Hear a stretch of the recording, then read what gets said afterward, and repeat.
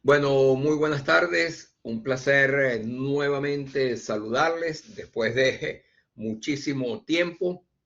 En verdad que por circunstancias ajenas a nuestra voluntad, pues la última sesión que debieron haber tenido conmigo el miércoles 28 de enero, no pudimos realizarla. Hubo una circunstancia técnica en la plataforma que, bueno, todavía desconocemos qué pasó, pero no tuvimos la oportunidad de desarrollar la sesión en vivo y tuvimos que grabarla en los días posteriores. Pero bueno, por fortuna la plataforma nos permite realizar ese tipo de actividades cuando pueda ocurrir algo a lo que se suscitó el día miércoles 28, que verdaderamente en todo el tiempo que tengo en la universidad, en la VIU, ya son 8 años largos, pues nunca había pasado algo como esto, ¿no? Y bueno, la interrupción de la plataforma se produjo a las 5:58 de la tarde, hora de acá de España. Cuando yo me fui a conectar, no había la posibilidad de hacerlo. Me tuve que comunicar con el director del máster que me dijo, no, la plataforma se encuentra inhabilitada. Y fíjense, bueno, tuvimos un largo rato, casi hasta las 7 de la tarde, tratando en lo posible de ver si había retornado la señal. No fue posible y retornó 3 minutos antes de las 8. Pudimos desarrollar la sesión de la segunda hora sin ningún tipo de problema. Pero bueno, de todas maneras, como siempre, pues un enorme placer estar con todos ustedes. Hoy tenemos nuestra penúltima sesión. En verdad que en esta edición del máster, pues el tiempo pasa extremadamente rápido, con una condición vertiginosa, pero bueno, tenemos que acostumbrarnos a ello. Hoy vamos a estar terminando, finiquitando nuestro tema número 1, que seguramente pues ya también han venido desarrollando algunas circunstancias con el profesor Montero, y adentrarnos en el tema número 4, que tiene que ver con la protección de datos, principalmente con la legislación que resguarda la protección de datos. Y bueno, si nos da algo de tiempo, me gustaría también continuar. Creo que no terminaremos de visualizarlo, el video del profesor Josep Piquet, que comenzamos a visualizar en la sesión que grabé, unos muy cortos minutos, o unos muy pocos minutos, mejor dicho. El decir cortos minutos está mal dicho, porque al fin y al cabo todos los minutos tienen 60 segundos, ¿no? Bueno, le solicito a priori que me excusen si en algún momento pues me escuchan mal. Tengo una, una congestión gripal bastante fuerte.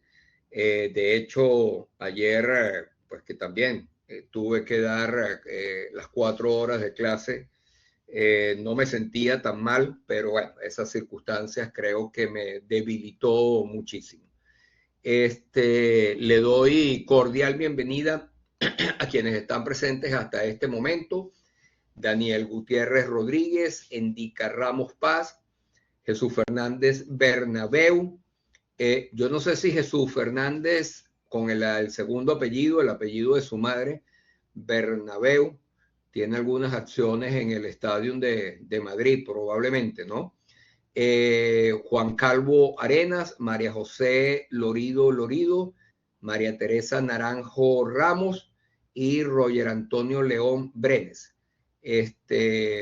Tú Jesús, ¿estás acá en España o estás fuera de España?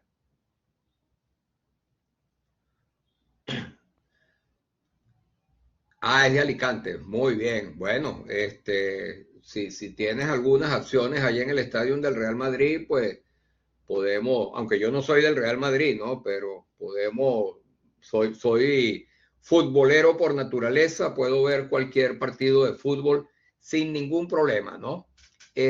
Bueno, un placer darle la más cordial bienvenida. Conversaba con Roger unos minutos antes de comenzar formalmente la sesión de cómo habían estado las elecciones en Costa Rica, que se produjeron el domingo, creo, el domingo antepasado, ¿no? Bueno, fíjate, Jesús comenta que el segundo apellido, el apellido de la madre puede tener raíces catalanas. Caramba, bueno, no lo he escuchado, Jesús. Aquí en Cataluña, en los 10 años que tengo, no he escuchado ese apellido. De hecho, no es nada común a nivel general de España, pero aquí en Cataluña menos, tampoco lo he escuchado. Pero bueno, habrá que ver si verdaderamente tiene algunas de esas raíces. Bueno, y señalaba con Roger eh, la importancia que tiene un árbitro en todo lo que podamos realizar, porque me comentaba Roger que, bueno, algún sector de la población indudablemente no estará nada contento por los resultados electorales, por, bueno, haber perdido el candidato o la candidata por la cual sufragaron, y otro porcentaje, pues el porcentaje mayoritario, estará contento por haber logrado el triunfo. Pero en ese tipo de contiendas, indudablemente, como en todas las contiendas, pues la posición del árbitro de ser un ente o una persona legítima que actúe en base a las normas, que sea transparente, etcétera, pues es fundamental. Y eso es lo que construye fundamentalmente la credibilidad, la confianza sobre los actores que puedan estar en disputa en este caso, en un proceso eleccionario que, bueno, trasciende de tal magnitud a interponer el presidente o la presidenta, en este caso es un hombre, no, perdón, en este caso es una mujer, la que había sido ministra del presidente Chávez, que rija los destinos de un país. No hay nada más excelso, no hay nada más importante desde el punto de vista colectivo que la política. Introduzcanse eso en la cabeza. Y aunque muchísima gente desconocedora de las realidades que se pueden establecer a nivel social, determinan que no les interesa para nada la política ni viven de ella, eso es, bueno, no solamente un grave error, sino una mentira muy grande, porque la política está implícita en todo lo que realizamos los seres humanos. Por eso es que somos seres sociables y por consiguiente seres políticos. Pero también, pues quienes tienen la posibilidad de representarnos en las altas esferas de un Estado, llámense legisladores o llámense gobernantes, pues verdaderamente vienen a establecer patrones desde el punto de vista de lo que es la seguridad, la salud, la educación, la infraestructura, la cultura, el deporte, la vejez, las pensiones, la niñez, el trabajo, las fronteras, etcétera, etcétera. Todo absolutamente. Y de ahí también, bueno, la importancia de que hay que procurar que los mejores puedan involucrarse en actividades verdaderamente colectivas, en actividades verdaderamente políticas, que no necesariamente tienen que ver con un partido político en absoluto. Fíjense, una persona puede desempeñar muy bien algún cargo en el condominio de su edificio o en la asociación de padres y representantes del colegio donde estudia su hijo, o en la asociación de mascotas, si es que tiene mascotas, o del club, o del equipo deportivo, o de X o Y. Y esa condición, bueno, nos hace tener una representatividad desde el punto de vista político. Bueno, me voy muy rápidamente. Habíamos determinado, fíjense, las características fundamentales de los sistemas de seguridad de la informática, la triada, que seguramente lo han analizado de una manera pues más profunda con el profesor Montero, lo que tiene que ver con la confidencialidad, la integridad y la disponibilidad, que lo especificamos cada una de ellas, ¿sí? Y a posteriori, permítanme, caramba, para visualizar, no sé si ya esta presentación está colgada acá en la plataforma. Un momento, rápidamente.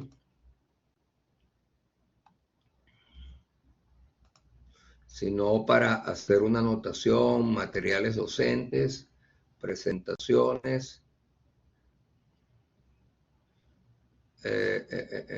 Sí, aquí la tenemos, el tema 1, el tema 2 de la sesión 3, el tema 4, muy bien. Sí, aquí está colgado, no hay ningún problema.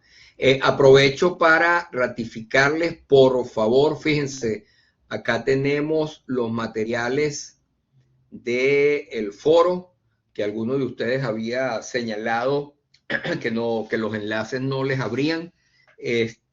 Acá los tienen, acá perfectamente sí pueden aperturarlos. Entonces, para que sepan que ese material también se encuentra acá en el contenido de la asignatura en materiales docentes, ¿sí? Y me permito también muy rápidamente, permítanme ratificar las fechas que tenemos a nivel de evaluación.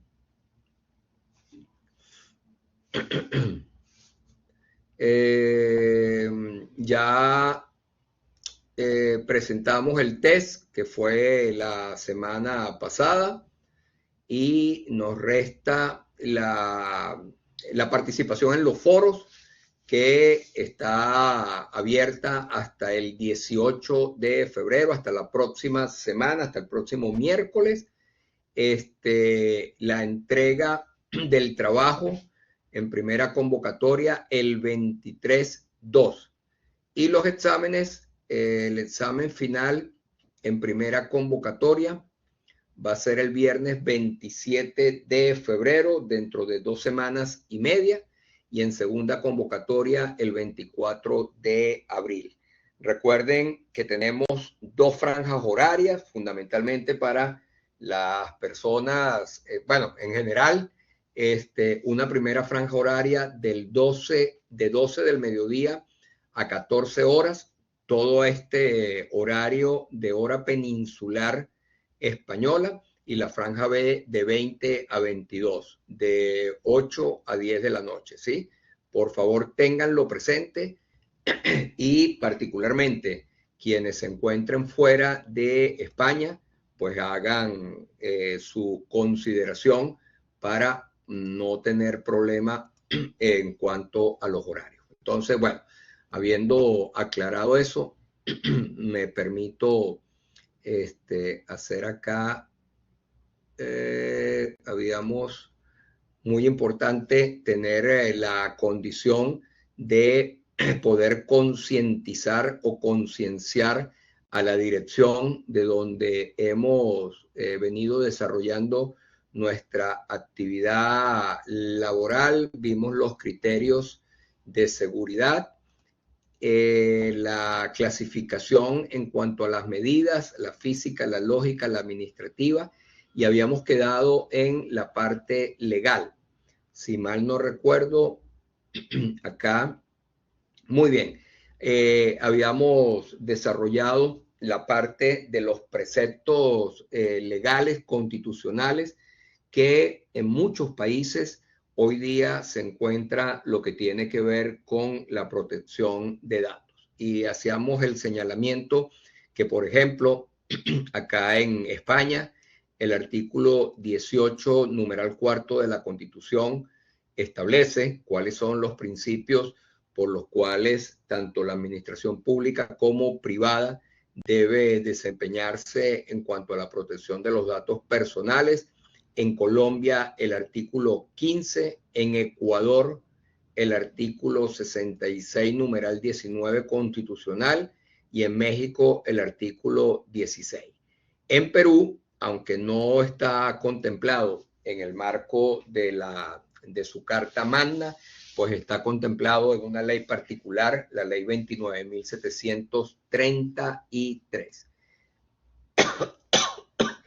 Y que había una cantidad de instrumentos jurídicos que acompañaban de una manera principal y algunos otros de manera supletoria lo que tiene que ver con la posibilidad del resguardo de los datos de carácter personal, y que acá en España, pues de forma principal teníamos lo que era la ley de 1999, ley derogada por la actual, y señalábamos la importancia de, en su momento, el legislador español en el año 1999 ya le dio un carácter de orgánica a esa ley. Recuerdo que señalé el por qué esa ley tenía una condición de orgánica y que estaba en lo más alto de la pirámide de la jerarquización de las leyes. Permítanme que voy a tratar de abrir el tema cero acá un momento para también fundamentar esa explicación un poco. Fíjense, pregunta que seguramente está en el banco de preguntas para el examen. ¿Por qué la importancia de que el marco jurídico que soporta, que fundamenta la protección de datos, particularmente acá en España, pero también en muchos otros países, tenga la jerarquía de ley orgánica? Bueno, por la importancia que el propio legislador, que es la persona o las personas que elaboran un marco normativo, le da a ese instrumento en particular. Fíjense, acá tenemos lo que se denomina la pirámide de la jerarquización de las normas jurídicas, ¿no? Por ejemplo, acá en España, en la cúspide de la pirámide se encuentra la Constitución española y las normativas que provienen del Parlamento Europeo. Algunas normativas, no todas las leyes que provienen del Parlamento Europeo. ¿Por qué? Bueno, porque España está circunscrita a un órgano que se denomina Unión Europea. Fíjense, una pregunta, no sé si alguno de ustedes estará en capacidad de responderla.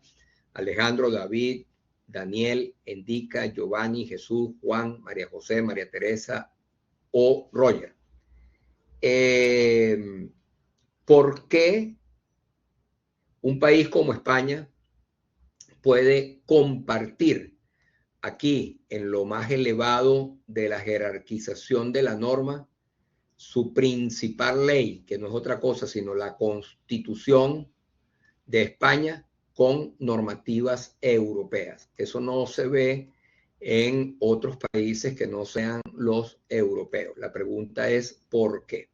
Bueno, y después tenemos entonces lo que son el segundo renglón de esta jerarquización, todo lo que son las leyes. Y dentro de las leyes conseguimos que la ley con mayor jerarquía son todas aquellas que se denominan como leyes orgánicas.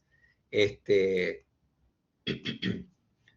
claro, Roger, por la Unión Europea, sí, eso es cierto, claro, eso ya lo dijimos. Pero, ¿por qué? La pregunta es ¿por qué? Este, fundamentalmente, fíjense, porque España y los otros 26 países que conforman este bloque europeo, que es un bloque completamente único a nivel mundial. No ha habido nunca en la historia, en el pasado, ninguna organización similar a lo que hoy día es el bloque europeo de la Unión Europea. Y lo digo porque los países, los 27 países que hoy día se encuentran en el bloque europeo, han cedido parte de su soberanía a otro órgano superior para que pueda determinar algunas determinaciones políticas basadas en una ley, en lo que han podido llegar a consensuar. Entonces, esos 27 países, Austria, Luxemburgo, Francia, Alemania, Italia, la República Checa, etcétera, etcétera, han cedido voluntariamente.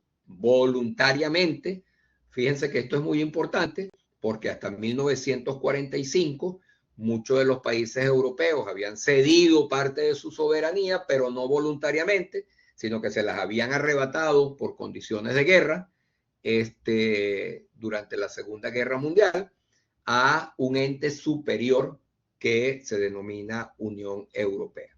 Entonces, bueno, eso es muy importante. Tienen un poder ejecutivo, un poder legislativo, un poder judicial, un banco central propio, una moneda única. No todos los países de la Unión, pero la mayoría tienen un espacio territorial también bastante sui generis, porque más allá de las fronteras que tiene cada país, bueno, también hay unas fronteras internacionales que se llama el espacio Schengen, que no es de todas, tampoco son todos los países, pero la gran mayoría se encuentra en el espacio Schengen.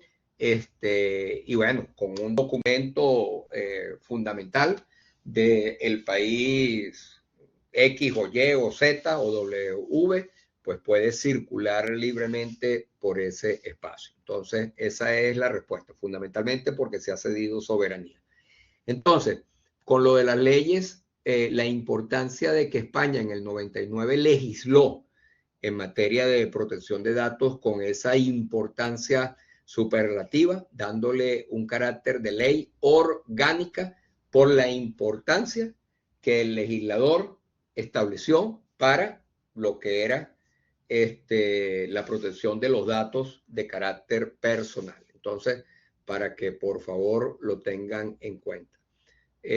Para ver si también puedo compartir alguna otra condición de esta jerarquía. Por ejemplo, no sé de los que están aquí presentes hoy, quienes están en Latinoamérica, ¿no? Roger que me lo decía hace rato. Fíjense cómo aquí puedo establecer, esto sería un mismo renglón, ¿no?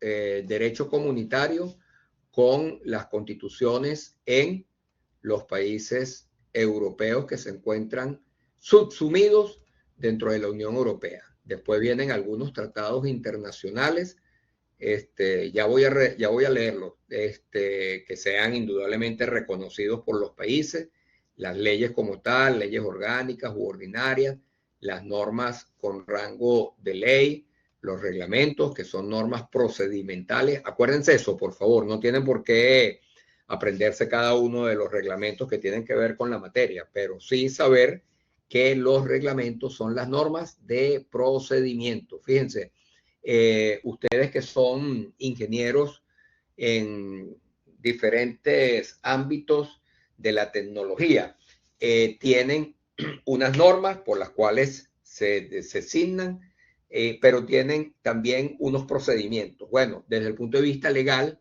los procedimientos son los que establecen los reglamentos. Después los convenios colectivos, los contratos de trabajo individuales y por último, supletoriamente los usos y las costumbres. Entonces, bueno, para que lo puedan tener en cuenta.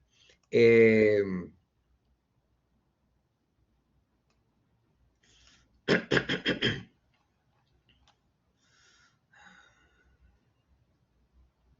algunos países latinoamericanos señalan que para que uno no se enferme, tiene que tomar ron con limón y con miel.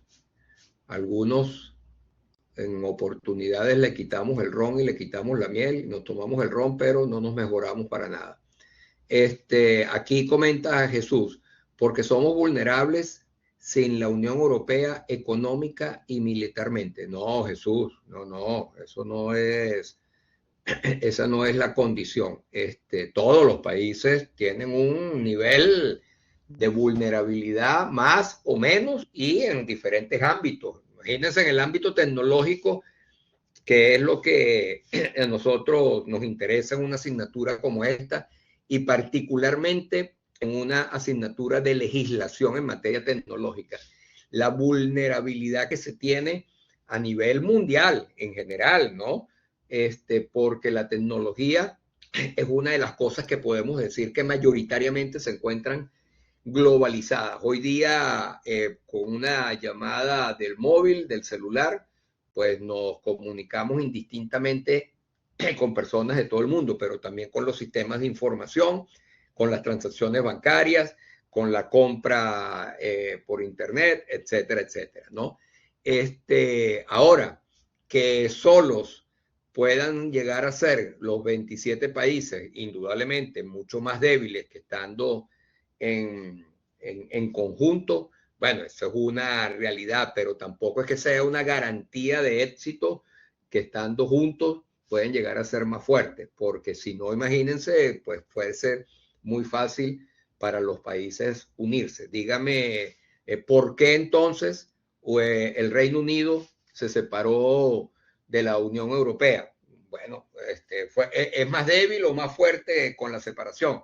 Todos los expertos coinciden en que son mucho más débiles, no más débiles, mucho más débiles en todos los ámbitos. Pero bueno, esa fue su decisión desde el punto de vista de las normas, de las reglas de la democracia. ¿En algún momento volverán? Probablemente sí o probablemente no, pero si nos referimos a los países latinoamericanos, ¿por qué no han podido unirse siendo territorios, caramba, con una misma cultura, con un mismo idioma, con los mismos problemas, etcétera? Bueno, fíjense ustedes que aquel sueño que tuvieron algunos de los próceres libertadores, varios de ellos, San Martín, que no concretó ninguno, de la unificación de lo que llegó a ser el virreinato del Río de la Plata. Nada, no se logró. El gran sueño que en algún momento tuvieron los países centroamericanos de unirse. Bueno, creo que se logró en 1839, si mal no recuerdo, pero duró muy poco. La mejor representación, bueno, fue la unión, el pensamiento que tuvo el libertador Simón Bolívar, que en algún momento pudo unificar los territorios de lo que hoy día es Ecuador, Colombia, Panamá y Venezuela, que constituyó la República de Colombia, llamada para diferenciarla de Colombia como la Gran Colombia. Pero el sueño del libertador Simón Bolívar fue la unificación de todos los países de habla hispana, desde el Río Grande hasta la Patagonia, ¿no? Y que eso se comenzó a discutir en el Congreso Anfictiónico de Panamá y nunca se materializó, ¿no? Bueno, y aquí dice, aquí señala Roger, pregunta, ¿en el examen son solo preguntas de selección o también de desarrollo? Por los momentos solo de selección, Roger. No hemos todavía ni René ni yo pensado, porque es que ustedes son muchos, ¿no? Algunas preguntas de desarrollo, aunque yo siempre prefiero colocar algunas preguntas de desarrollo, pero creo que en este caso no se van a dar. Bueno, entonces, para concluir este tema número 1,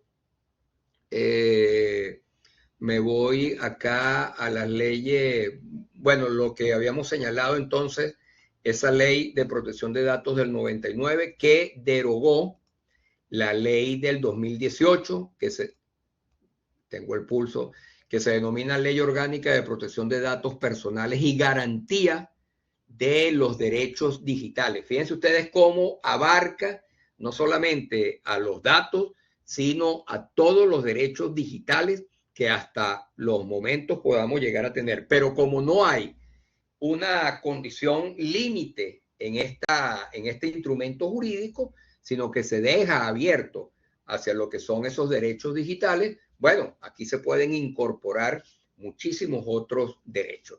Y esta ley en España vino a promulgarse, a sancionarse, a establecerse, fundamentalmente para adaptar la legislación española al Reglamento General de Protección de Datos del año 2016, que entró en vigencia en el año 2018. Creo que ya he explicado bastante por qué un instrumento jurídico puede aprobarse en un momento y entrar en vigencia pasado X cantidad de tiempo, ¿no? Esto lo vamos a detallar ahora más importante cuando iniciemos el tema número 4. Como leyes principales que acompañan a la Ley Orgánica de Protección de Datos acá en España, tenemos lo que es la Ley del Servicio de Sociedad de la Información y Comercio Electrónico, tenemos la Ley General de Telecomunicaciones. Esta ley de telecomunicaciones existe en todos los países latinoamericanos. Perdón, no esta ley, indudablemente. Cada país, resguardando su nivel de soberanía, pues tiene un instrumento legislativo en materia de telecomunicaciones. Y la ley de firmas digital, que también sé que en varios países, no en todos, pero que en varios países latinoamericanos también ya tienen una ley de firma electrónica o de reconocimiento de identidad electrónica. Esto es muy importante y bueno, los países saben que esto es así, ya han venido paulatinamente adaptando la posibilidad de que sus ordenamientos jurídicos contemplen esas leyes que salvaguarden las identidades, en este caso desde el punto de vista de la firma, pero cualquier otro elemento que pueda identificar a la persona, pues indudablemente es completamente válido. Y desde el punto de vista de leyes complementarias, acá en España, que también las tenemos en todos los países latinoamericanos, lo que es la ley de propiedad intelectual, en caso español, el Real Decreto Legislativo del año 1996, también la ley de propiedad industrial, en este caso del año 2001, y la ley de acceso electrónico a los servicios públicos del año 2007. Esta ley de acceso electrónico a los servicios públicos no se tiene en todos los países latinoamericanos. También vienen legislando paulatinamente en estas condiciones, porque al fin y al cabo, todos los países, absolutamente todos, por más pobres que puedan llegar a ser,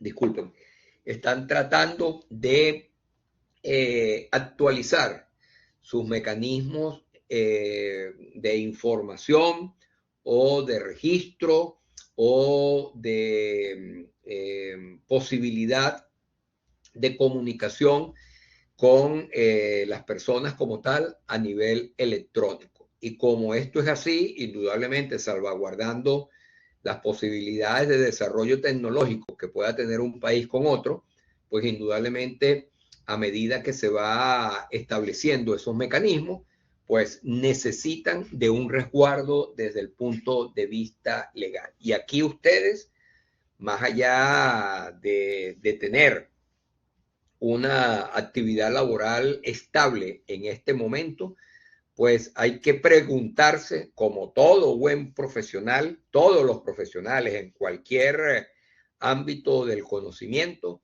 tenemos que pensar prospectivamente. ¿A qué me refiero? A que tenemos que hurgar en el análisis a futuro.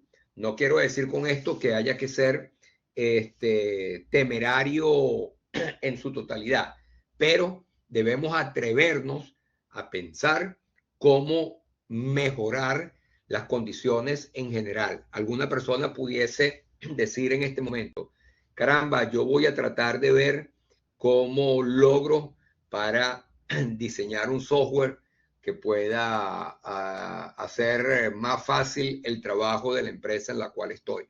Pero otro podría pensar, ese software no solamente va a beneficiar a la empresa donde trabajo, sino que va a beneficiar al sector privado de la comunidad donde me desarrollo. Y otro que sea un poco más osado, pues pudiese llegar a pensar que ese software se pudiese interponer al ámbito público y privado de un país. ¿Y por qué no soñar a nivel macro de que algo que podamos llegar a realizar lo podamos utilizar de una muy buena manera en beneficio de la colectividad a nivel mundial? Entonces, pues indudablemente siempre todos los profesionales debemos tener una condición que nos pueda diferenciar fundamentalmente de aquellas personas que, bueno, por diferentes motivos, no han podido adquirir los conocimientos que nosotros sí hemos podido adquirir. Eso no nos hace ni más ni menos importantes que otros, pero sí nos diferencia en función de poder hacer algunos tipos de proyecciones. Fíjense, quienes han adquirido un grado de desarrollo intelectual importante a nivel mundial, y se atreven a hacer algunos tipos de predicciones desde el punto de vista de las ciencias, del conocimiento o de las artes, adquiriendo cada día mayor nivel de capacidad intelectual por el conocimiento, bueno, se pueden considerar unos analistas, verdaderamente así es. Pero también existen, bueno, las personas que sin tener ningún nivel de reconocimiento intelectual, pues se atreven de una forma muy, caramba, muy temerosa, no temeraria, sino muy temerosa, también a realizar algunos tipos de proyecciones a futuro, pero sin ninguna consideración de análisis. Entonces, bueno, en eso tenemos que tener cierto resguardo. Bueno, llegamos a lo que son las dos formas de la posibilidad de interponer los niveles de seguridad, tanto la forma activa como la forma pasiva. Desde el punto de vista de la seguridad activa, caramba, disculpen el paréntesis, pero qué bueno fuese que en un tiempo pudiésemos llegar a tener una noticia que alguno de ustedes ha podido desarrollar, así como pongo el ejemplo de un software, puedo poner cualquier cantidad de ejemplos desde el punto de vista del desarrollo tecnológico. Y no necesariamente del desarrollo tecnológico. Cuidado, si alguno de ustedes tiene conocimientos en otras áreas, de poder interponer algún invento o de tomar algo que ya se encuentre en el mercado, pero que se le pueda colocar un punto diferenciador que sea verdaderamente muy positivo para la sociedad. Les reto, en el mejor sentido de la palabra, los llamo, los conmino a que por favor piensen como intelectuales que son. Tal vez en un nivel básico, pero ya una persona que se encuentra en un estudio de cuarto nivel, en un estudio de posgrado, como es un máster, pues tiene tal vez la obligación moral, la obligación ética de poder pensar en una mejor sociedad. Entonces, pues vaya ese reto para que ustedes también puedan hacer prospectiva en cada ámbito en el cual se desarrolla. Bueno, dentro de la seguridad activa, podemos decir que es el conjunto de medidas que previenen cualquier tipo de ataque en un sistema informático. Son medidas que permiten detectar amenazas y prevenir posibles ataques. También se llaman medidas preventivas o medidas detectoras, entre las cuales tenemos pues la gestión de identidades, impedir el acceso a la información a usuarios que no estén autorizados mediante la solicitud de credenciales de usuarios o contraseñas que puedan llegar a ser biométricas o de una forma mixta. También lo que son los software antivirus, evitar la entrada de los malware, instalando antivirus en todos los puntos finales, los endpoints, y manteniéndolos actualizados, indudablemente, porque si no, no tenemos mayores niveles de protección. Hacer posible con consolas de administración centralizada. También lo que tiene que ver con la encriptación, con el cifrado, que procura impedir la lectura no autorizada de mensajes por entes no autorizados, ya se encuentren en reposo o en movimiento. Los controles de acceso, identificar cuáles pueden llegar a ser los posibles derechos de acceso asignado a cada sistema o proceso, identificar cuáles pueden llegar a ser las tareas o las actividades, los roles que necesitan para poder acceder a los distintos recursos, identificar los grupos de usuarios que realizan diferentes tareas y asignar los derechos de acceso a los distintos grupos de usuarios. Aquí es muy importante tener también determinado expresamente si existen algún o algunos privilegios, algunos beneficios que determinados usuarios puedan llegar a utilizar. Y tener firmas electrónicas o certificados web, claves criptográficas que puedan llegar a ser simétricas o asimétricas, firmas digitales, certificados digitales, etc. Y desde el punto de vista de la seguridad pasiva, este tipo de seguridad viene a ser un complemento de la seguridad activa y está formada por las medidas que se implantan para, una vez producido un incidente de seguridad, procurar minimizar al máximo su impacto y facilitar la recuperación del sistema. Son como una posibilidad de que exista una segunda oportunidad. Algunos expertos señalan que es un tipo de seguridad que por el hecho de existir ya nos está protegiendo. Estos sistemas de seguridad pasiva también se denominan medidas de corrección, donde podemos encontrar las copias de seguridad de los datos, la tolerancia a fallos mediante sistemas redundantes, lo que también mejora la disponibilidad y reduce las posibles caídas. Desde que he venido estudiando algunos tipos de estos sistemas, siempre he encontrado en todos los autores que denominan a este tipo de medidas como medidas redundantes o secundarias. Y insisto en que no pueden llegar a denominarse como redundantes ni como secundarias, porque por todo lo que hemos tenido a lo largo de estos últimos años en cuanto a ataques cibernéticos, pues pasan a ser no solamente de una importancia significativa, sino que casi que pudiésemos decir como de vital importancia.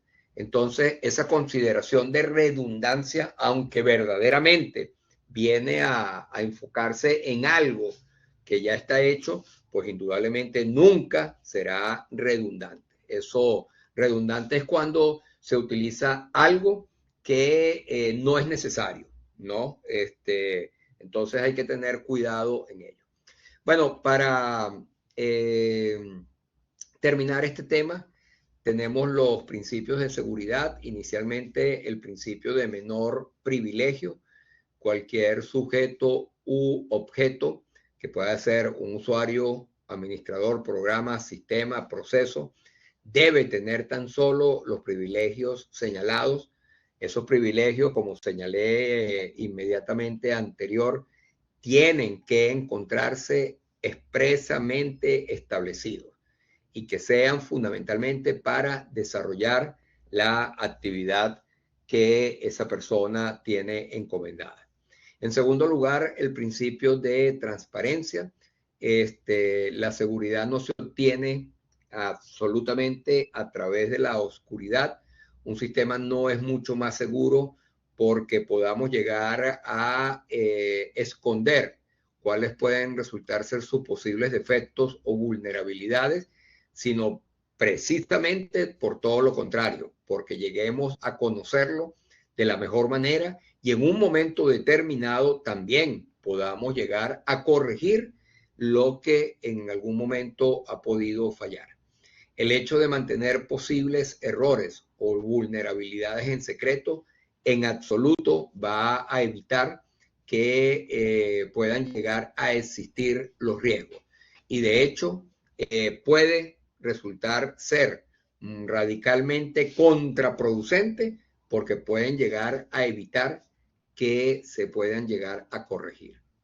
Bueno, el tercer principio es el del eslabón más débil, máximo grado de seguridad aplicado en un sistema donde se pueda llegar a conseguir el eslabón más débil. Cuando se diseña una política de seguridad o establecemos los mecanismos necesarios para poner las normas o la política en práctica, debemos contemplar todas las posibles vulnerabilidades y amenazas que se puedan llegar a producir. No basta con establecer unos mecanismos muy fuertes y complejos en algún punto en concreto, sino que hay que procurar proteger todos los posibles puntos por donde se pueda colar una amenaza. En cuarto lugar, el principio de defensa en profundidad. La seguridad de nuestro sistema no debe depender nunca de un solo mecanismo, por muy fuerte que éste aparentemente pueda llegar a ser. Es necesario procurar establecer, varios mecanismos sucesivos, ¿no? Por eso se interpone el símil de la cebolla. En quinto lugar, el principio de punto de control centralizado, establecer un único punto de acceso o de entrada a nuestro sistema, de modo que cualquier ataque que se pueda llegar a producir, pues tenga inmediatamente una reacción en ese punto de control centralizado. En sexto lugar, la seguridad en caso de fallo. Este principio afirma que en caso de que cualquier mecanismo de seguridad pueda llegar a fallar, el sistema debe quedar en un estado seguro. Por ejemplo, si nuestros mecanismos de control de acceso fallan, es preferible que como resultado no dejar pasar a ningún usuario, así esté previamente establecido su acceso, a que puedan llegar a pasar todos y crear un conflicto mucho mayor que el que pudo haberse evitado. En séptimo lugar, tenemos el principio de participación universal. Para que cualquier sistema de seguridad funcione, es necesaria la participación universal o al menos la no oposición activa de los usuarios del sistema. Ya hemos comentado que hay que contar con el apoyo de la dirección, estableciendo el presupuesto que verdaderamente resulte necesario con la finalidad de invertir los recursos económicos, humanos, tecnológicos, que verdaderamente puedan llegar a cubrir las posibles amenazas que pueda tener una organización para minimizar lo más probable los riesgos a la cual se encuentra expuesta la misma. Y una vez diseñadas, las políticas de seguridad deben reflejarse en una normativa, indudablemente procurar darlas a conocer y exigir su cumplimiento. De lo contrario, pues indudablemente estaríamos ejerciendo unas labores que puedan quedar incompletas en cuanto a la protección que tenemos la obligación de brindar.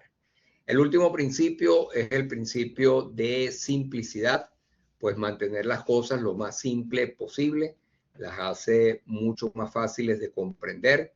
Si no se entiende algo, pues difícilmente puede saberse si ese algo resulta seguro. La complejidad permite muchas veces esconder, disimular múltiples fallos. Y aquellos programas que son más complejos, más largos, son los más propensos a contener múltiples fallos y puntos débiles. Entonces, bueno, siempre y cuando puedan establecerse mecanismos de reducir esa condición de complejidad, pues indudablemente mucho mejor. Entonces, así podemos determinar que la seguridad de la información es el conjunto de medidas preventivas y reactivas de las organizaciones y sistemas tecnológicos que permiten poder resguardar y proteger la información, buscando mantener la confidencialidad, la disponibilidad e integridad de los datos. La seguridad de la información no se preocupa solo por el medio informático, sino que también se preocupa por todo aquello que pueda contener información, como por ejemplo todos los soportes físicos. Y ya para ir cerrando, con manera de complemento, pues podemos determinar que en la última década han pasado cosas que han provocado que la seguridad de la información sea cada vez mucho más importante.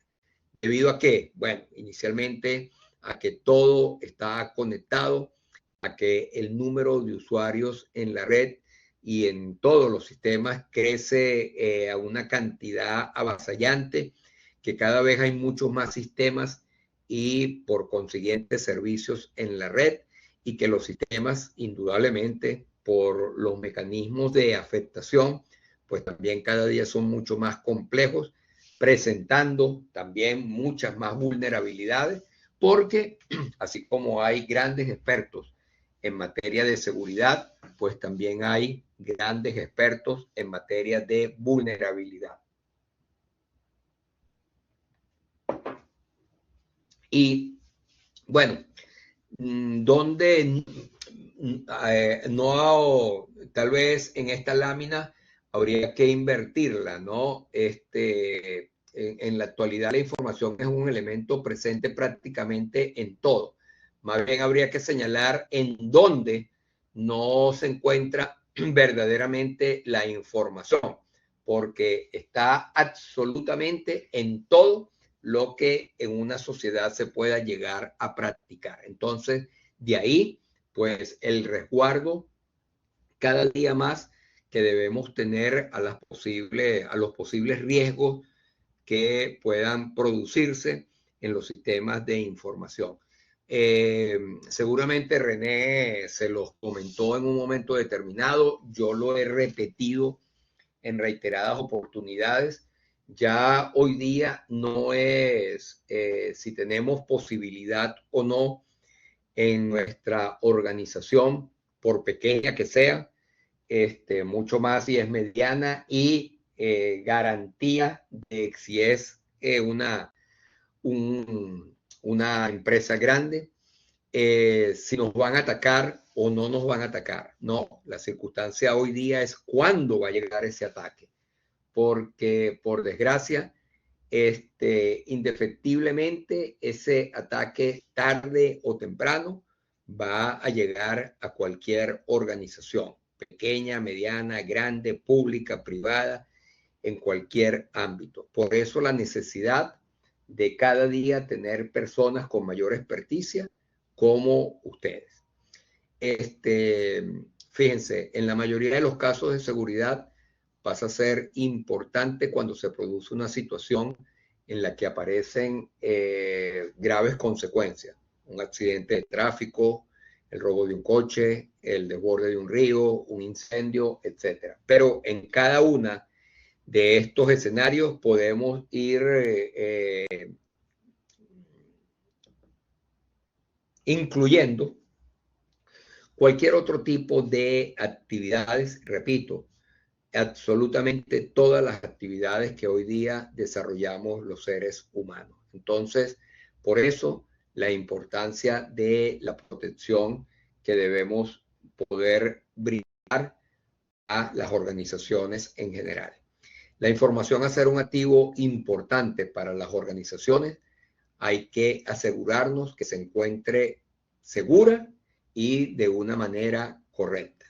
Una violación de la seguridad en la información puede llegar a tener gravísimas consecuencias, ¿no? Eso lo sabemos todos.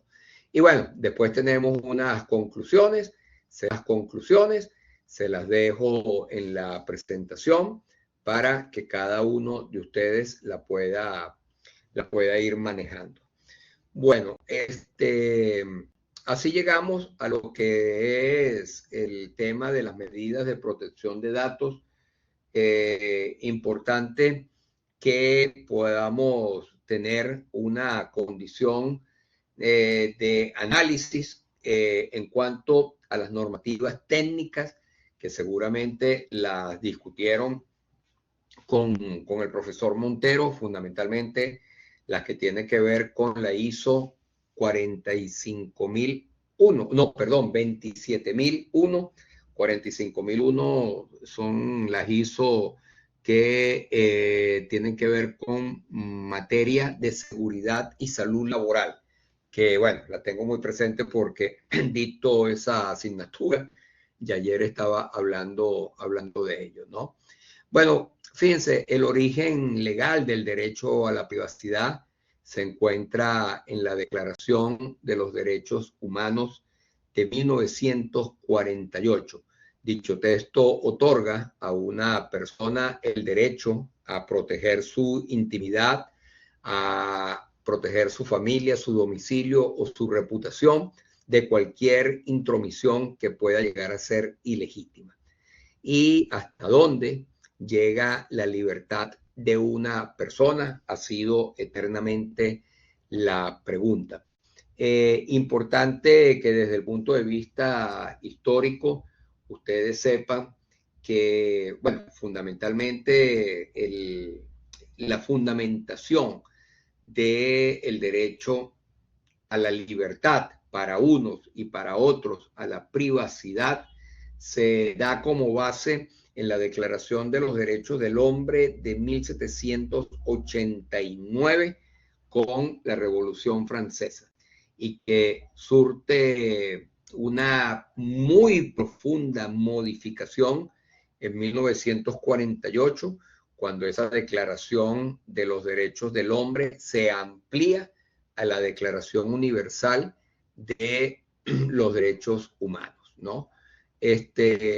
Ya les señalé que durante gran parte del siglo XX, que ya veníamos teniendo a nivel mundial, sobre todo en los países de América, en toda la América y en los países europeos, particularmente de la Europa occidental, pues unos cuerpos legislativos medianamente bien redactados, pero que no contaban con las instituciones suficientes para hacerlos prevalecer. Y que durante el siglo XX, a través de los tres grandes eventos que tuvieron una repercusión a nivel mundial muy significativa, como fue la Gran Guerra, la crisis de la década de los 30 y la Segunda Guerra Mundial, pues se consolida todo lo que tiene que ver con los derechos humanos, ¿no?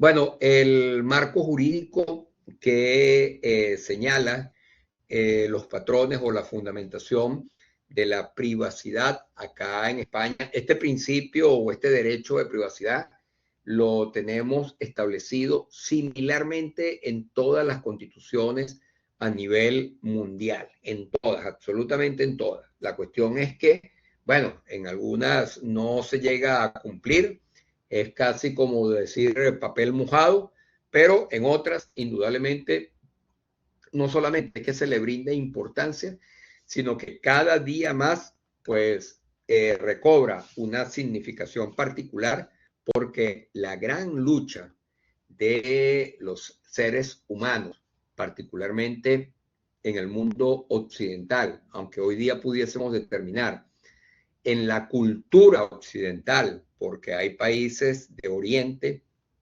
hay países asiáticos que también comparten nuestra cultura desde el punto de vista de la raigambre hacia la democracia, como Japón, como Corea del Sur, Singapur, tienen en la libertad de acción la posibilidad más grande en cuanto a su ejercicio.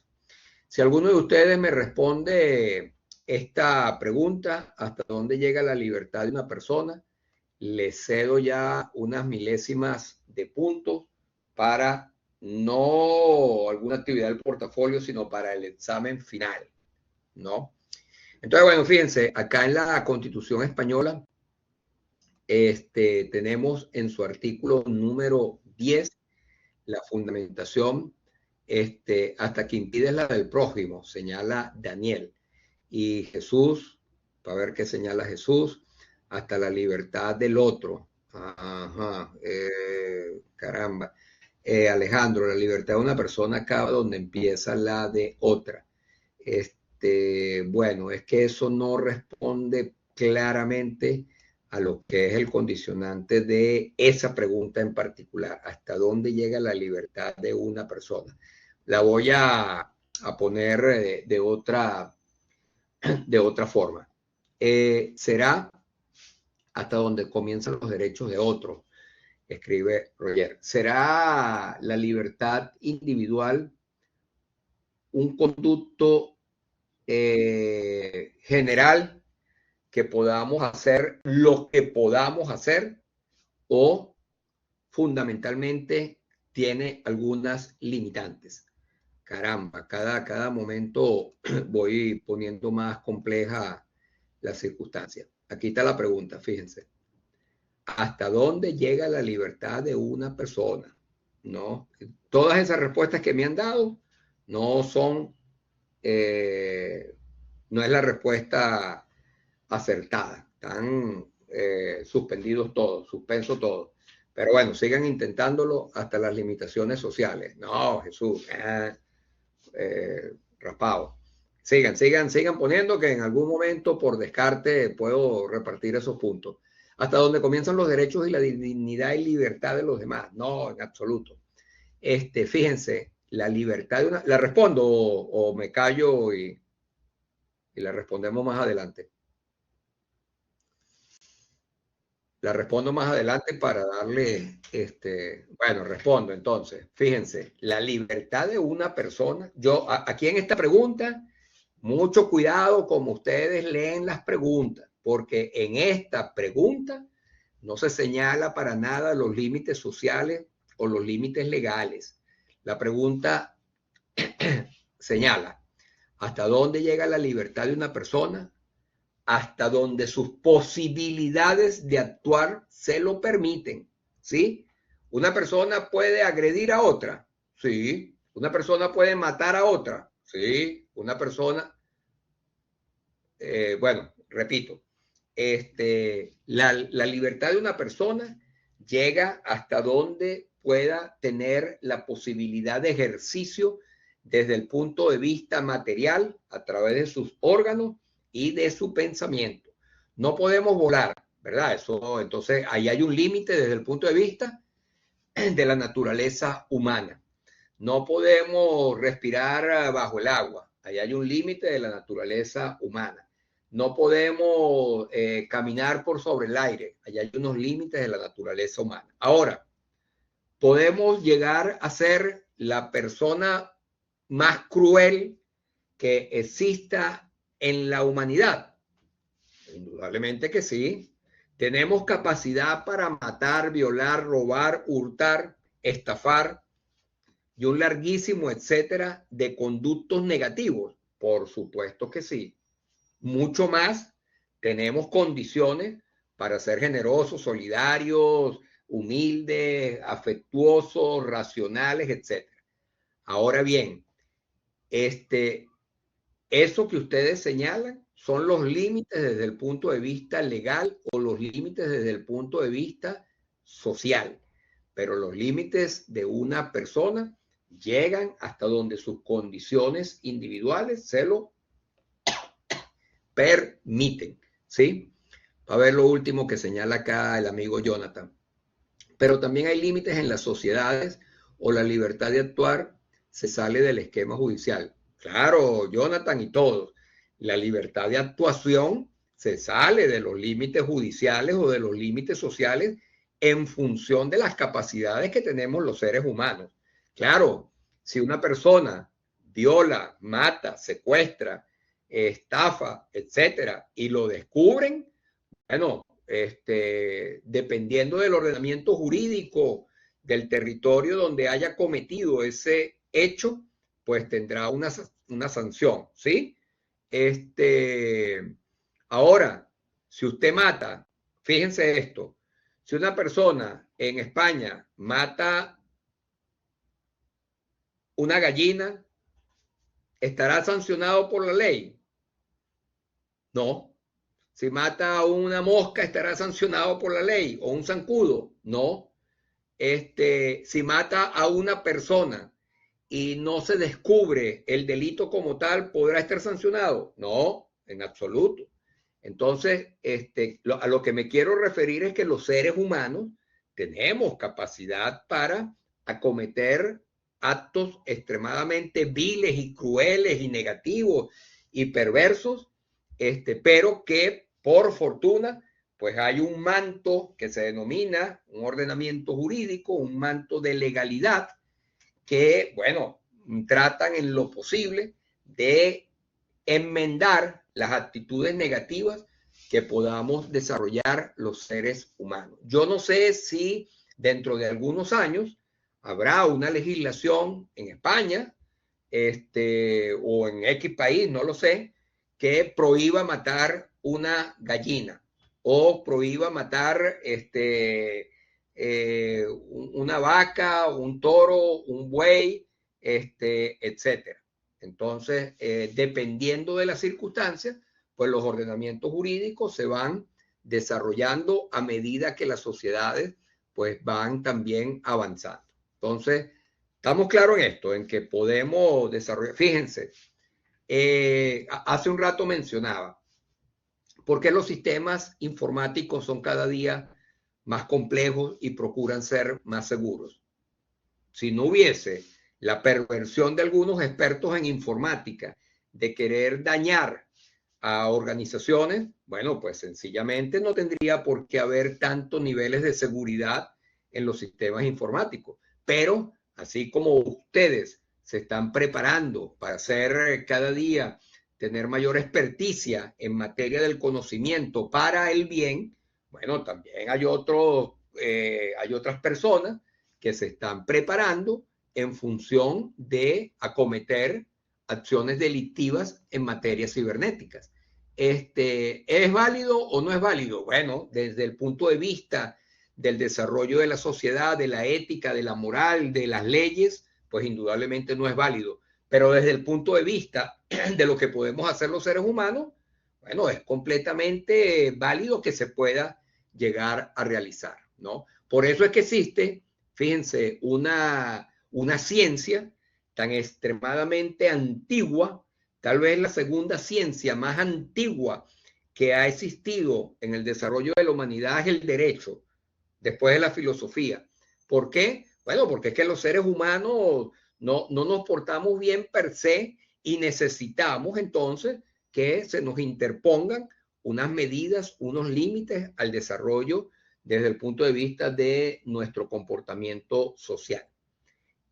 Ahora bien, todo derecho, desde el punto de vista jurídico, o mejor dicho, todo derecho desde el punto de vista social tiene unos límites.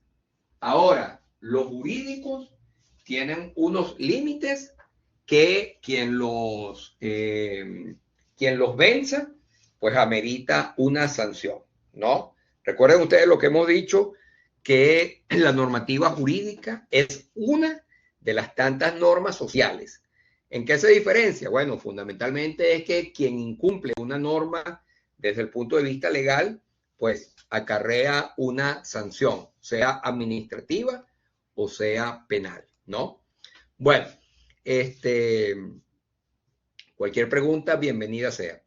Entonces, tenemos este conducto acá en la Constitución española que en su artículo 10 determina la dignidad de las personas, los derechos inviolables que les son inherentes, el libre desarrollo de la personalidad, el respeto a la ley y a los derechos de los demás son fundamento del orden político y de la paz social. Fíjense cómo nuevamente me refiero a la importancia que tiene esa condición inicialmente de ser personas sociables, de ser personas por consiguiente políticas.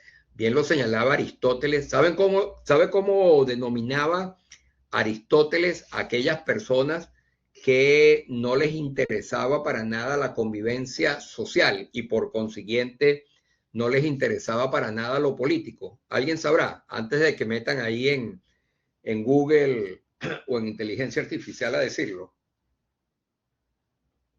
Eran considerados, Aristóteles los consideraba como personas imbéciles.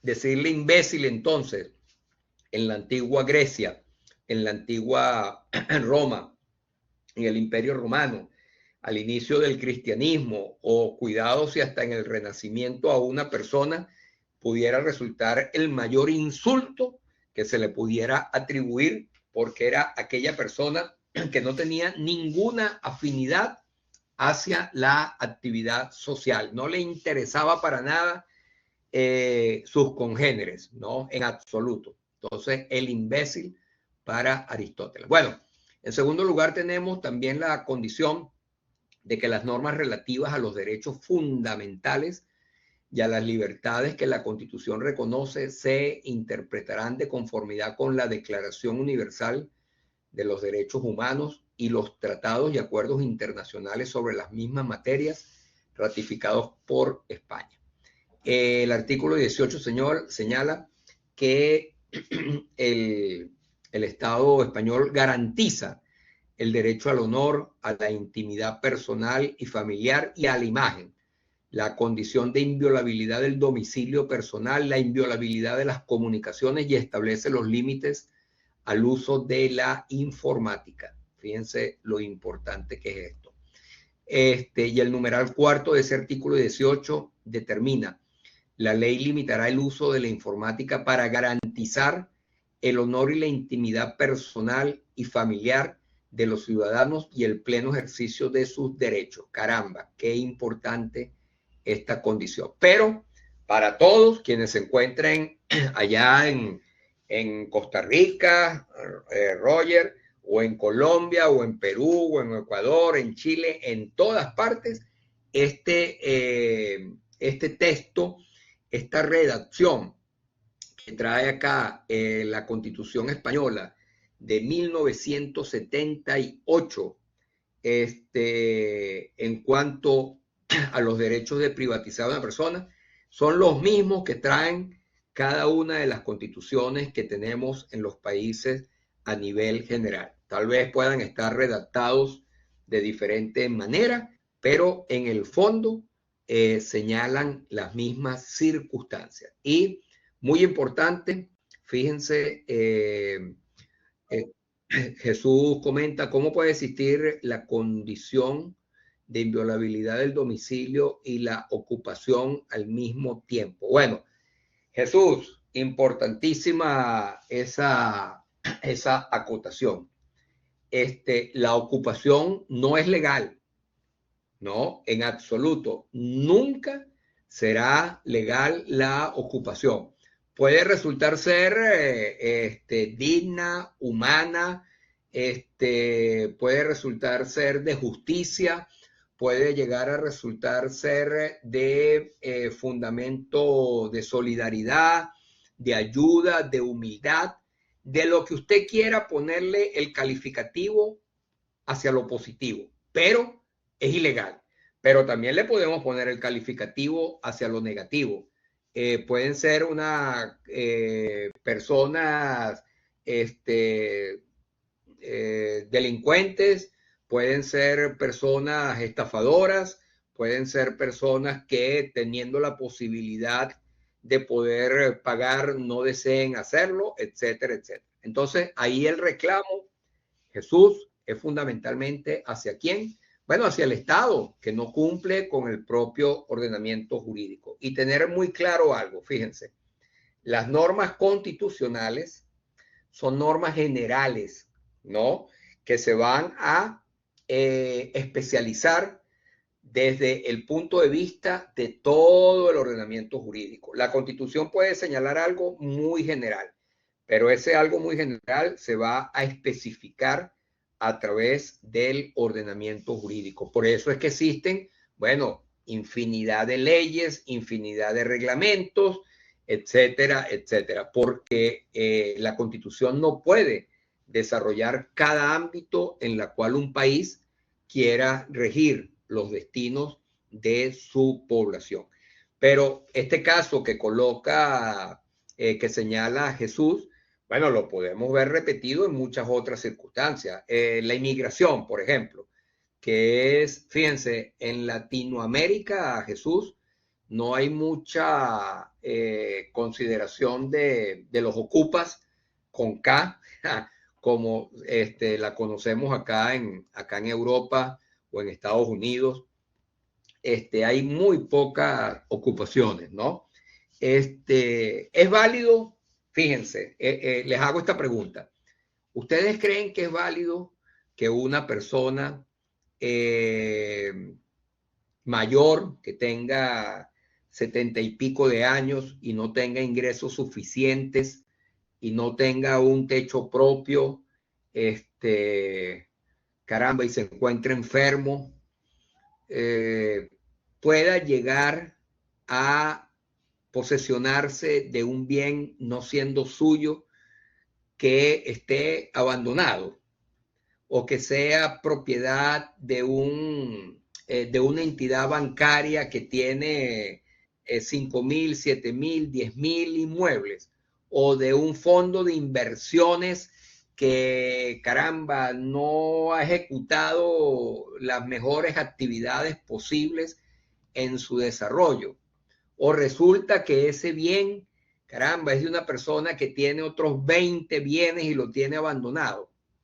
¿Ustedes creen que es justo o legal que esa persona posea ese bien? Bueno, fíjense, pudiera llegar a ser justo, ¿sí? Pudiese llegar a ser justo, pero nunca en absoluto va a ser legal, porque si la propia ley quiere que esa circunstancia en algún momento pueda llegar a ocurrir, bueno, la propia ley, el propio legislador interpone cuáles son los límites para ello. Un propietario que tenga más de 50 inmuebles, a partir del 51, no puede tener más de 50 inmuebles registrados. Por ejemplo, estoy haciendo elucubraciones. Un banco no puede tener más de 2.000 inmuebles que no estén ocupados, etcétera, etcétera. El propio legislador establece los límites para que esas circunstancias se puedan dar. Pero, a priori, indudablemente es una circunstancia que resulta a todas luces ilegal, porque si hay una ley que protege la propiedad privada, bueno, alguna persona puede sencillamente tener un bien abandonado, pero es su bien y por consiguiente, bueno, ahí está esa consideración. Y en materia de inmigración, caramba, es un tema extremadamente delicado por la condición humana, pero también existen unas normativas. Si el legislador quisiera que la justicia, la humanidad pudiera prevalecer bajo una condición legal, bueno, lo tiene que interponer en la propia norma, ¿no? Les leo muy rápidamente. Roger dice, aquí se da que si usted se mete a una propiedad en teoría abandonada y lleva ya años viviendo ahí, puede adquirir derechos sobre la propiedad. Sí, Roger, eso pasa en todas las legislaciones de carácter democrático. Eso se llama la veintena o la decenal, dependiendo de ciertas condiciones. Si una persona demuestra que está poseyendo un bien inmueble durante 10 años, 15 años, 20 años, dependiendo de la legislación, y nadie ha venido a reclamar la propiedad de ese bien, puede solicitarle a un tribunal que le emita un documento de titularidad, de propiedad. Eso está considerado, ¿no? Claro, pero la cuestión de la ocupación ilegal no tiene mucho que ver con esto, ¿no? Y Jonathan señala, hay unas zonas gris ahí, ética, moral, como el que mata a un ladrón en defensa propia. Claro, fíjense, muy importante, Jonathan, muchas gracias. Lo ético, que son los principios internos que tenemos cada persona, la moral, que es el carácter con el que actuamos externamente, bueno, muchas veces está reñida con la ley. Las leyes deberían tener un fundamento ético, fundamentalmente. Las leyes deberían ser justas, pero no siempre es así. La mayoría podemos decir que es así, pero bueno, no en todos los casos. Fíjense, si se mata a un ladrón, bueno, hay que ir a una investigación para ver si verdaderamente esa persona era un ladrón. A ver si no había otra posibilidad de poder resguardarse de un hecho delictivo como ese, etcétera, etcétera. Pero el derecho, voy a cerrar aquí un momento para decir esto a plenitud. Fíjense, el derecho es, a mi entender, para no caer en arbitrariedades con otros profesionales, a mi entender el derecho es la ciencia social más perfecta que puede haber. Recuerden ustedes que las ciencias sociales, bueno, perdón, ninguna ciencia es perfecta, en absoluto, ni siquiera la matemática, que es la madre de todas las ciencias mal llamadas exactas o de las ciencias puras, la física, la química, la estadística, no. En matemática hay unas consideraciones, ustedes que son ingenieros, de números irracionales que no son tan exactos, ¿no? Pero yo de eso no sé mucho. Ahora bien, las ciencias sociales, partiendo de la filosofía, la economía, el derecho, la antropología, las ciencias políticas, etcétera, pues indudablemente no son exactas. Se deben fundamentalmente al desarrollo de la sociedad, ¿sí? Ahora bien, fíjense, un ordenamiento jurídico legítimo, verdaderamente legítimo, es un ordenamiento jurídico perfectible, no perfecto. ¿Qué quiero decir con esto? Que puede dar a sancionar o puede llegar a establecer los límites en el desarrollo de una persona sin que el hecho ni siquiera esté creado.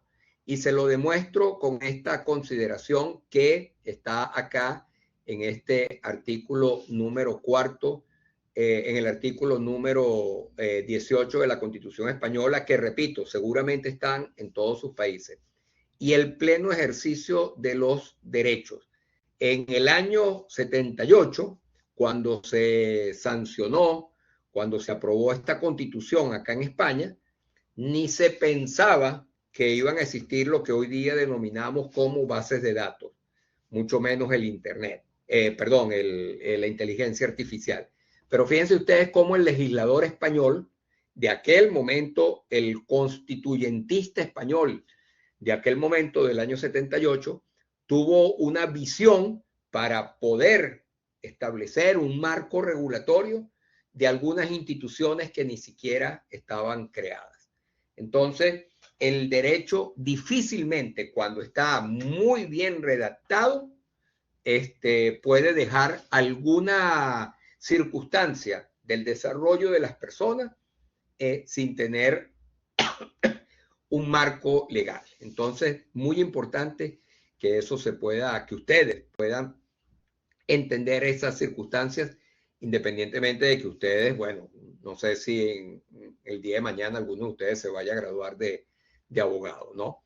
Bueno, fíjense, tenemos el reglamento de protección de datos, el reglamento al cual hacíamos mención anteriormente, el reglamento europeo del año 2016, que entró en vigencia en el 2018. Y en paralelo a este reglamento de protección de datos, también tenemos el reglamento relativo al mercado único de los servicios digitales, ya señalado también, del año 2022, el reglamento sobre mercados disputables y equitativos en el sector digital, también del año 2022, el reglamento relativo a la gobernanza europea de datos. Aquí sí que debo señalar que hay un condicionante de mayor, ¿cómo señalarlo?, de mayor desarrollo legislativo en comparación a otros territorios. En Estados Unidos se ha legislado en muchos estados en materia de gobernanza de datos. Creo que en Brasil también, pero en muy pocos países latinoamericanos. Esto pudiese llegar a ser un muy bonito ejercicio para cualquiera de ustedes que el día de mañana quisiera hacer un doctorado en materia de desarrollo tecnológico, pues tener algún capítulo que tenga que ver con la posibilidad de desarrollar alguna normativa en materia de gobernanza de datos. Y lo último, pues que más o menos podemos señalar, es el reglamento europeo del año antepasado, del año 2024, finales del 2024, de inteligencia artificial, que fíjense, entró en vigencia en un porcentaje mínimo, pero que en su totalidad va a entrar en vigencia en el año, a finales de este año 2026. Con el reglamento de inteligencia artificial está actualmente pasando lo mismo que pasó con el reglamento de protección de datos que se promulgó en el año 2016 y entró en vigencia en el año 2018. Esto se ha dado así para que muchos países europeos, bueno, perdón, eso de muchos creo que es un poco exagerado de mi parte, no, para que los países europeos, los 27 países que están en el bloque europeo, pudiesen legislar al respecto. Pero, pues en materia de inteligencia artificial, creo que hoy día, creo no, estoy seguro que hoy día estamos mucho más, caramba, a la postre del desarrollo de muchos otros países. Fíjense que solamente Italia tiene una ley de protección de inteligencia artificial, y los demás países tienen normativas que todavía no son estrictamente legislativas, aunque muchas tienen algunas consideraciones que se encuentran subsumidas en otras leyes, ¿no? Pero bueno, esto también es un reflejo de cómo estamos en el desarrollo europeo en materia tecnológico y que hace algunos pocos años, en materia de Big Data, pues pudiésemos decir que no teníamos tanto alejamiento de los Estados Unidos y de China. Hoy día sí, pero que en materia de inteligencia artificial esa diferencia es desgraciadamente abismal, ¿no? Bueno, añadimos al reglamento la ley orgánica española, ya lo comenté, la ley orgánica de protección de datos y garantía de los derechos digitales del año 2018, la ley de los servicios de la Sociedad de la Información y Comercio Electrónico del 2002 y la ley de telecomunicaciones de la última ley del 2022.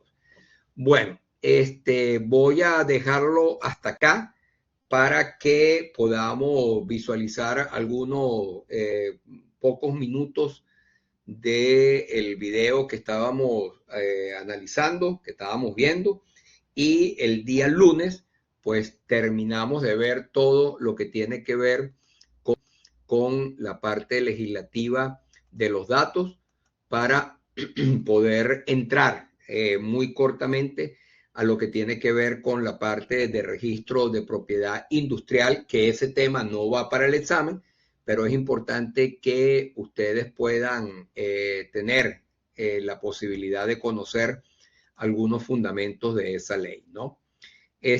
Bueno, vamos a visualizar un poco tiempo el vídeo y se los dejaré para que no, en absoluto, Roger, no, esas leyes hay que conocer, cuidado con eso, porque, repito, ni ustedes van a ser abogados, perdón, puede ser que lo sean, ojalá alguno de ustedes pueda también tener conocimiento jurídico desde el punto de vista formal, pero ni siquiera quienes somos abogados necesitamos conocernos esa ley de memoria.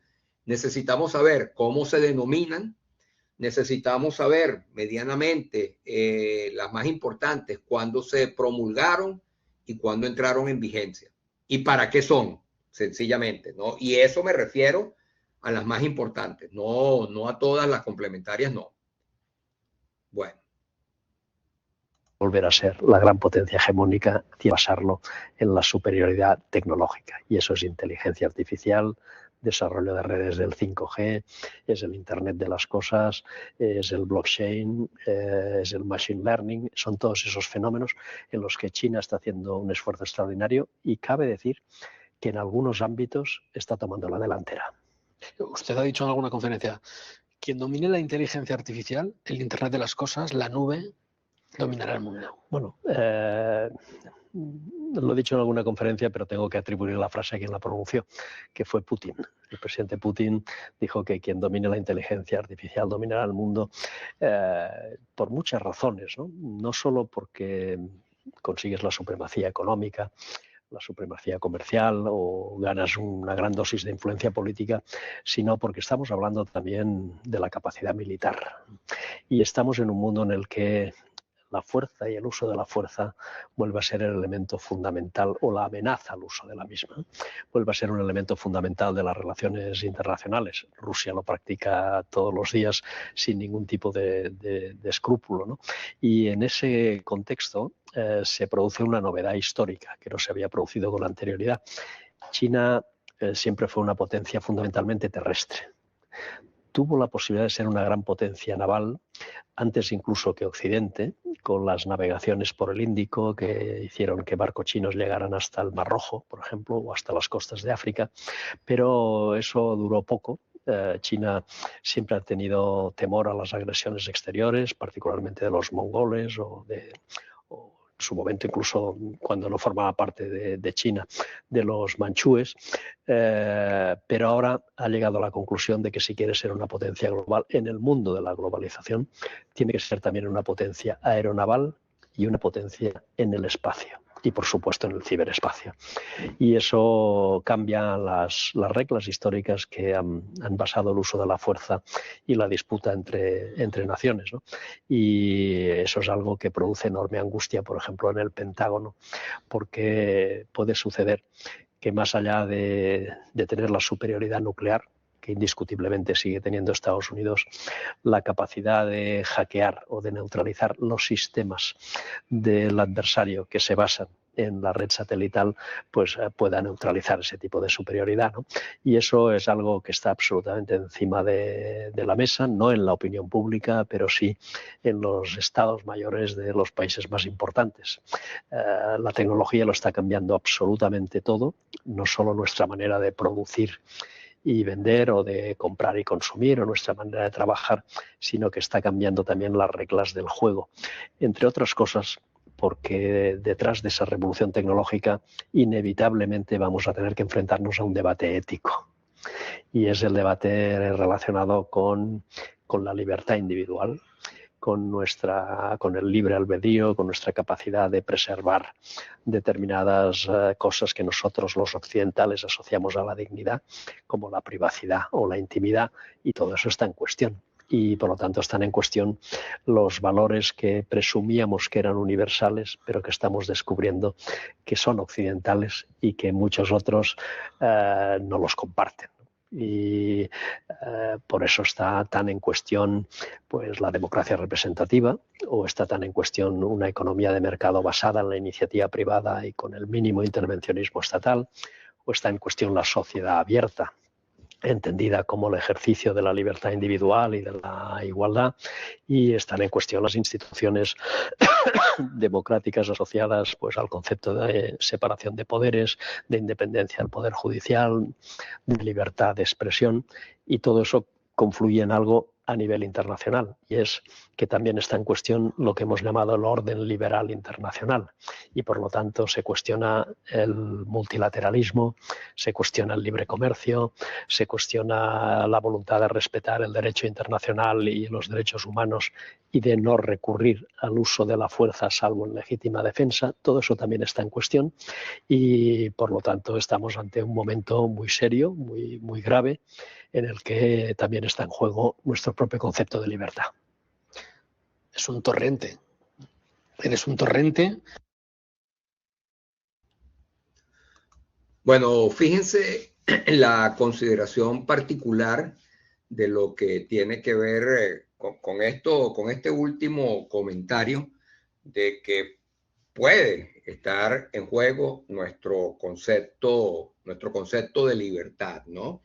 Me quedo con dos condicionantes para cerrar la sesión del día de hoy. Por un lado, esa afirmación que hace el profesor Piquet en cuanto a la necesidad. Fíjense, esta es una entrevista del año 2020, hace 6 años, y tiene plena vigencia que como la tuvo en su momento, ¿no? Fíjense lo visionario, el análisis que hace el profesor Piquet sobre la posibilidad de Rusia. En ese momento ni se planteaba lo más mínimo una posible intervención bélica de Rusia en Ucrania. Y bueno, fíjense que ahorita, dentro de muy poco tiempo, ya vamos a cumplir 4 años de esa perversa intervención rusa en territorio ucraniano, ¿no? Bueno, esa entrevista por YouTube la pueden ubicar muy fácilmente. Casa de América, entrevista profesor Josep Piquet. Pero fíjense, esa afirmación que hace sobre la necesidad que cada día más el mundo tecnológico va a necesitar de una fundamentación ética. Bueno, eso responde fundamentalmente a un conducto hacia ustedes, profesionales en este mundo tecnológico, y que cada día se encuentran adquiriendo mayores conocimientos técnicos, pero que también puedan llegar a interponer valores desde el punto de vista del desarrollo social en función no solamente a la parte legislativa, sino también a la parte ética, porque con esa posibilidad de que en algún momento se pueda llegar a perder ciertos valores y cierto ejercicio, más allá de los valores, cierta materialización de la libertad, pues indudablemente nos tiene que llamar a una profunda reflexión, porque el gran gigante que paulatinamente se viene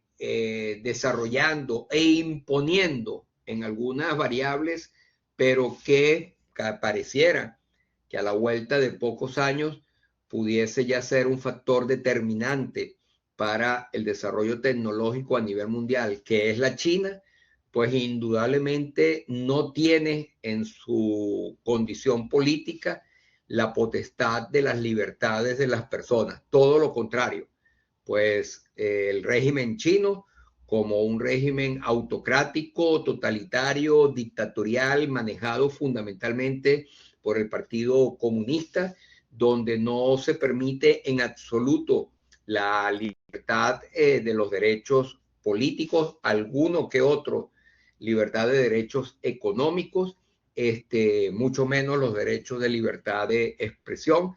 Bueno, nos tiene que llamar profundamente a la reflexión si verdaderamente lo que hemos construido como un andamiaje de libertad y de prosperidad en el mundo occidental, en el mundo de la cultura occidental, que tuvo en el Renacimiento, en la Revolución Norteamericana, en la Revolución Francesa, esa consideración de lucha porque los seres humanos cada día seamos más libres, no podamos en un momento verla opacada porque la tecnología nos va asignando y nos va cortando cada día más la posibilidad de esa libertad. Entonces, bueno, creo que es un llamado a la reflexión y que es muy válido que puedan llegar a conversarlo, a discutirlo con vuestros diferentes, perdón,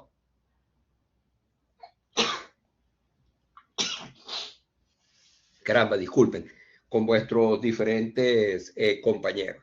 Ojalá nosotros tuviésemos mucho más tiempo, gracias, muy amable, mucho más tiempo en esta asignatura para poder abrirnos a una discusión como esta. Bueno, no sé si hay algún comentario o alguna pregunta de lo que hemos venido conversando en la tarde-noche de hoy. Ajá, para ver qué comenta Alejandro.